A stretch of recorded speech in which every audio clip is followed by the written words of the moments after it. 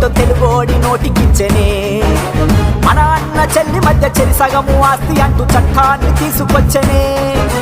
Cancer తో ప్రాణమాగే ఊపిరినే ఆదుకోగా బసవతారకాన్ని తెచ్చనే. ప్రజలు తన దేవుళ్ళంటూ అలికిన వీరుడు అతనే. తెలుగు జాతంటే తారక రామన్నే. గుండెలో మన తెలుగోడిని దాచిన మహనీయుడులే. ఎంత అని పొగిడిన చాలదు తన చరితం.